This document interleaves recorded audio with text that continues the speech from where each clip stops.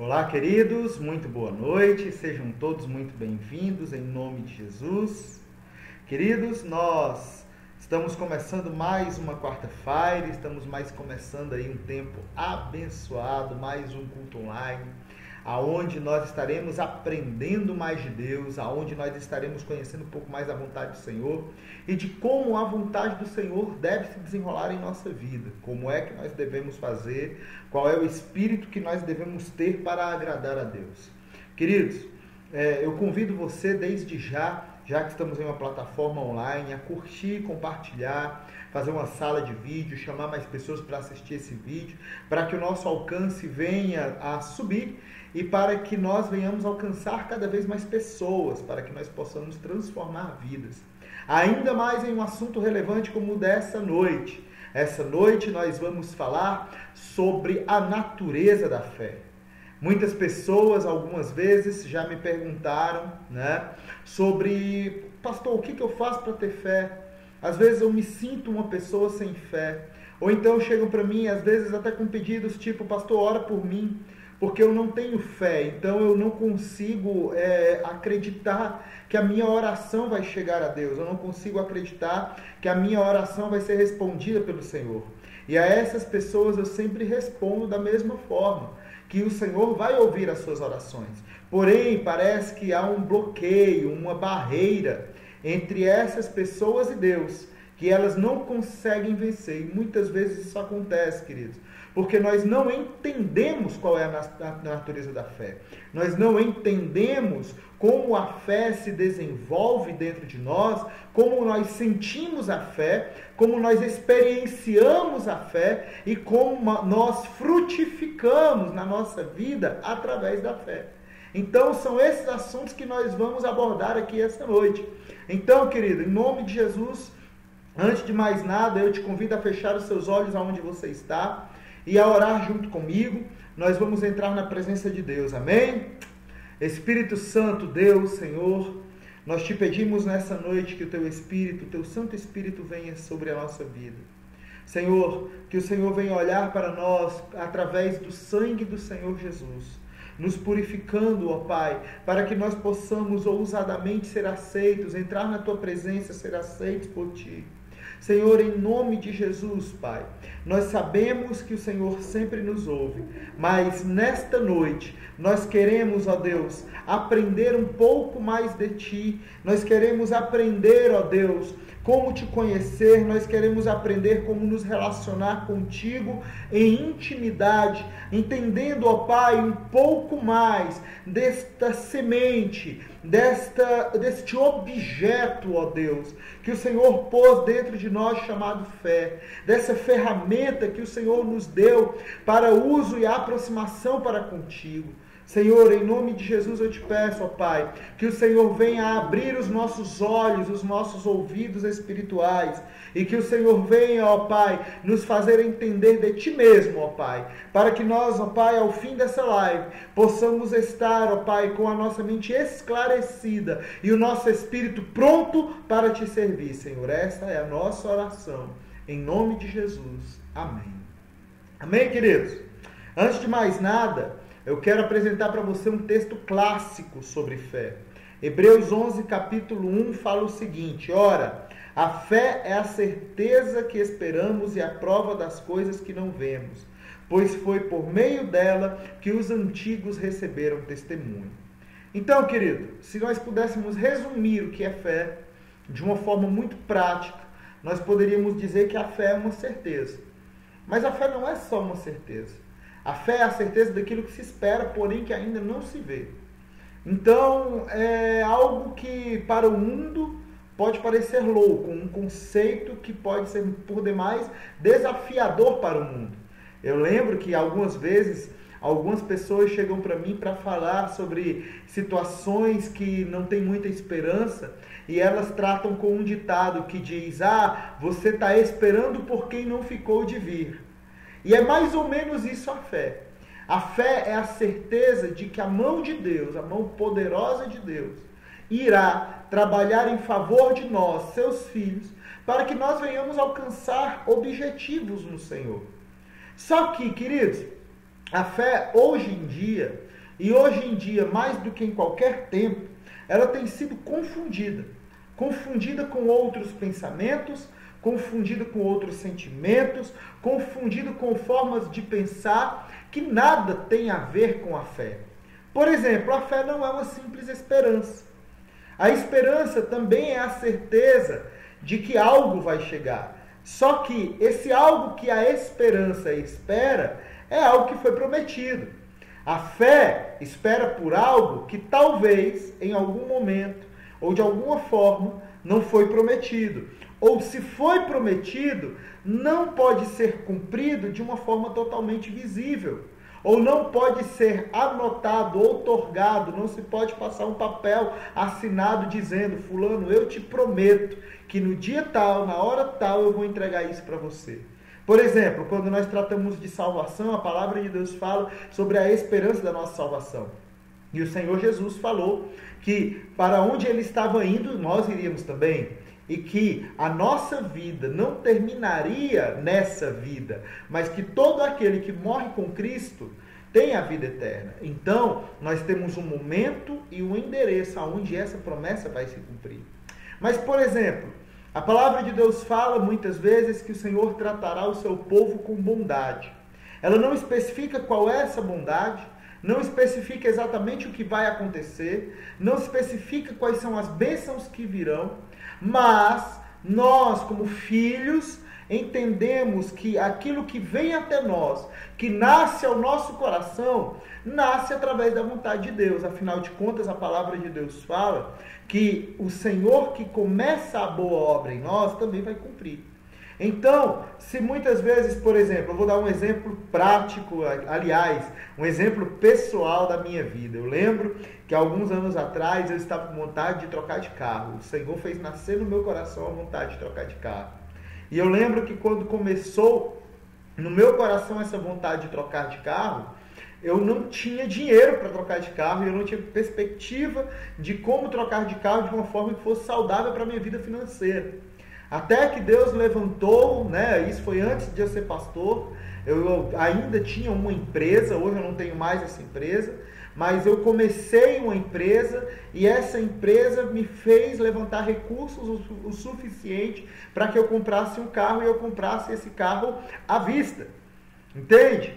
Deus não tinha prometido a data, o momento e nem a forma com quem Ele ia me dar o carro, mas Ele fez nascer no meu coração aquele desejo. Pastor, você está querendo dizer que todo desejo que nasce no nosso coração é de Deus e que tudo aquilo que nós desejamos o Senhor vai nos dar? Não. Por quê, querido? Entenda uma coisa. A fé, ela deve se submeter à vontade de Deus. E a vontade de Deus dentro de nós, ela vem como um sentimento. É mais do que sentimento. Por exemplo, antes de responder essa pergunta de uma forma mais incisiva, eu quero dizer para você que a fé não é positivismo.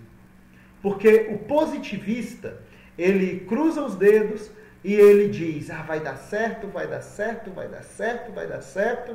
E ele espera, ele cria uma expectativa em um momento específico da vida dele, onde algo vai acontecer. E quando aquele algo não acontece, ele se frustra. Inclusive, eu digo para você, sem medo de errar, que as pessoas que eu conheço com maior histórico de depressão, ou maior propensão à depressão, são pessoas extremamente positivas ou positivistas. Pessoas que sempre acreditam que vai dar certo. Às vezes até de uma forma ingênua, mas muitas vezes por acreditarem simplesmente que vai dar certo e por acreditarem a um pensamento positivo, a certeza de que algo de bom vai acontecer, porque elas simplesmente agem assim e aquele algo não acontece, elas se frustram e acabam tendendo para a depressão. Então, querido, fé não é positivismo. A fé, ela está submissa a Deus. E Deus tem uma vontade toda particular, na qual Ele trata os seus filhos. Eu falei sobre isso agora há pouco e retorno para esse ponto. Então, quando nós nascemos de Deus, vamos lá, veja que nós estamos seguindo por um caminho. Nós primeiro falamos ali naquela série ali sobre nascer de novo, sobre os aspectos do novo nascimento. Depois nós falamos sobre paternidade, sobre como a paternidade de Deus é saudável. E hoje nós falamos sobre como desenvolver uma fé que nos dê acesso a essa paternidade, como nos dê acesso a essa filiação. Querido, quando você nasce de novo, o Espírito Santo começa a agir dentro do seu coração. Você começa a ganhar algo que eu vou tratar aqui, mas não é exatamente isso, como que uma sensibilidade para entender o que é de Deus para a tua vida e o que não é de Deus para a tua vida. Qual é o momento de Deus para a sua vida ou não. Por exemplo, eu tenho coisas para acontecer na minha vida que eu tenho a plena convicção que não são para agora. E isso me faz descansar no Senhor. Eu tenho coisas para acontecer na minha vida, bênçãos que eu sei que o Senhor já colocou, já imprimiu no meu coração, que acontecerão em algum momento futuro, mas que esse momento futuro não é agora. Então eu caminho em paz, sabendo que eu estou caminhando para esse lugar, mas que esse lugar talvez não seja alcançado em um curto período de tempo. E, por outro lado, existem certas bênçãos que são imediatas, certas coisas que eu sei que o Senhor deseja fazer conosco agora. Por exemplo, há algum tempo atrás, bem pouco tempo atrás, nós acabamos de terminar uma reforma aqui na igreja. E nós queríamos fazer uma reforma desde o começo do ano. Para ser mais exato, desde o final do ano passado que nós falávamos nessa reforma. E daí, sempre que eu ia começar a reformar, sempre que eu pensava em começar a fazer alguma coisa na igreja, o Senhor falava para mim: filho, não é o tempo. E como é que ele falava? Uma voz audível? Não. Porque, querido, você não vai ouvir Deus em 99,8% dos casos. Você não vai ouvir a Deus de uma forma audível, como uma voz audível. Isso é lindo. Eu conheço testemunhos e eu já tive experiências dessa forma, onde nós ouvimos ao Senhor de uma forma muito audível, mas na grande parte das vezes, o Senhor vai vir constrangendo a sua vontade.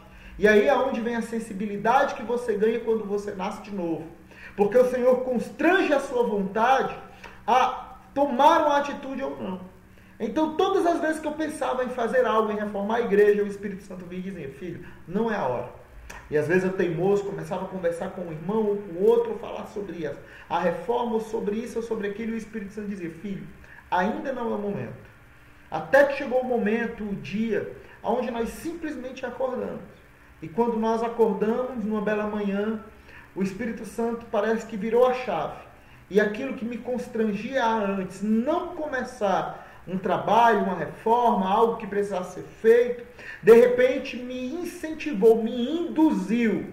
E eu entendi que era o Espírito de Deus trabalhando dentro de mim, a tomar essa atitude e a trabalhar essa reforma. E ela aconteceu, e ela foi bênção, e ela foi concluída da melhor maneira possível. Compreende? Eu conheço o testemunho de um rapaz, um grande amigo, que, conversando comigo outro dia, falava sobre o seu trabalho, sobre a sua profissão. E ele sempre muito ativo e muito dinâmico na profissão dele, ele é engenheiro. E ele comentou que estava construindo um prédio e esse prédio está para finalizar. E ele precisava tomar algumas atitudes mais enérgicas para que a obra, o prédio caminhasse naquele cronograma ideal. Mas todas as vezes que ele ia tomar essa atitude mais enérgica, o Espírito Santo constrangia e dizia: calma, espera um pouco, esse não é o momento e essa não é a forma de você agir. Agora imagine você, uma pessoa totalmente enérgica, totalmente ativa, que está tomada a decisões fortes para fazer prevalecer, quem sabe o cronograma, quem sabe o resultado, de repente ouve a voz de Deus e age contra a sua natureza. Isso é fé. A fé, ela nos dá a certeza do entendimento de que nós vamos caminhar para um lugar independente do tempo no qual nós vamos chegar. Porque nós submetemos o tempo à vontade de Deus. É por isso que o nosso Senhor Jesus nos fala que nós não devemos andar ansiosos por coisa alguma. Nós não devemos ficar nos preocupando com o dia de amanhã, porque a cada dia cabe o seu mal. Então você pode caminhar tranquilamente dentro da vontade de Deus para esse tempo na sua vida que se chama hoje. Quando a palavra de Deus diz que o justo vive pela fé, o que a palavra de Deus está dizendo é que o justo, ele tem uma régua, ele tem uma medida, diferente do ímpio. O ímpio, ele vive sempre com pressa. Eu não sei se você conhece alguém assim, mas eu conheço muitas pessoas assim, que elas são ímpias, elas não conhecem o Senhor. Né? A palavra impiedade vem de falta de piedade. Piedade é a vida com Deus. Então, pessoas ímpias, pessoas que não conhecem a Deus, vivem correndo, vivem lutando para acumular riqueza, e muitas vezes ela atropela pessoas, muitas vezes passa por cima de pessoas, muitas vezes chegando ao ponto de mentir ou de ser desonesto, porque os valores que ela tem dentro de si são menores do que os valores que ela quer acerca de si, ao redor de si, seu dinheiro, as suas posses, a sua conquista, a sua falsa segurança financeira. Então, o ímpio, ele vive correndo, sempre correndo, sempre correndo, sempre correndo. O justo não. O justo, ele entende que vem do céu o cuidado de Deus para com ele. Então, ele faz um caminho que, ao primeiro momento, ou à primeira vista, pode parecer mais lento, mas na verdade não é mais lento, é mais tranquilo.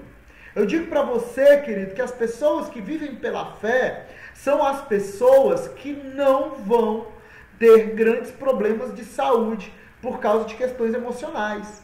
Porque enquanto o ímpio desgasta toda a sua saúde, toda a sua força, muitas vezes para construir fortuna e riqueza, para aqueles que são de Deus, a riqueza, a fortuna, o benefício, a prosperidade vem como resultado de uma vida em integridade. Sabe? Então a fé, querido, ela não é um sentimento simplesmente. Tá? A fé, ela não é um acredito. É outra questão que as pessoas confundem. Fé não é acreditar. A fé vai além do acreditar.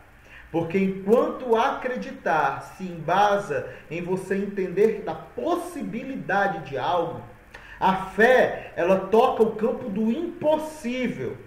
E enquanto acreditar assume uma atitude passiva, ou seja, eu acredito, por isso espero, eu acredito, por isso eu sei ou eu acho que vai dar certo, a fé, ela toma uma atitude ativa em relação àquilo que se crê. Por exemplo, aquele que tem fé em Deus, aquele que crê em Deus, no sentido não do acreditar, mas do ter fé, obrigatoriamente deve colocar a sua vida à disposição desse Deus que ele acredita. Aquele que tem fé, que Deus é o Senhor e Salvador da sua vida, deve entregar a sua vida ao senhorio de Jesus. Aquele que tem fé, que Deus abençoa aqueles que o buscam, que é galardoador daqueles que o buscam, com certeza não irá relutar em servir a Deus com tudo o que ele é e com tudo o que ele tem. Inclusive, queridos, eu digo para vocês por experiência pessoal, própria e pessoal. Própria porque isso acontece comigo, pessoal porque isso acontece com muitas pessoas que estão ao meu redor. Eu tenho entendido e visto que aquelas pessoas que compreendem que a inteireza da sua vida está no Senhor, são aquelas pessoas que Deus tem mais liberdade para abençoar. Isso no campo financeiro, isso no casamento, isso na saúde, isso em qualquer área da sua vida, principalmente a vida espiritual, tá?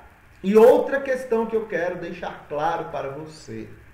Entenda que nós fizemos aqui divisão entre o simples crer e a fé. E agora eu vou fazer mais uma divisão. Existe uma fé que o mundo roubou o sentido da palavra fé e usa a palavra fé para se dirigir a todas as religiões. Mas eu quero dizer para você que existe uma fé cristã. E essa fé cristã, ela vai mais profunda, ela é imanente, ela está por trás e ela está mais alta do que todos os outros sentimentos ou sentidos de fé que o mundo possa nos dar. Porque a palavra de Deus é clara que a fé vem pelo ouvir e ouvir a palavra de Deus. Então, querido, a pergunta, a resposta para a pergunta de pastor, como eu faço para ter fé, é muito simples. Você está no caminho certo. Se você está aqui nessa live hoje, escutando, assistindo essa live junto comigo, querido, pode ter certeza que o Senhor está colocando fé no seu coração. Outra coisa que vai fazer você ter fé, querido, é você parar de cambalear entre os caminhos. Parar de perguntar qual é o caminho verdadeiro e aceitar, compreender de uma vez por todas que Jesus é o caminho, é a verdade, é a vida. Que não existe outro caminho, não existe outra verdade, não existe outra vida. Uma grande barreira para as pessoas desenvolverem a sua fé é porque a fé é desenvolvida em meio à provação.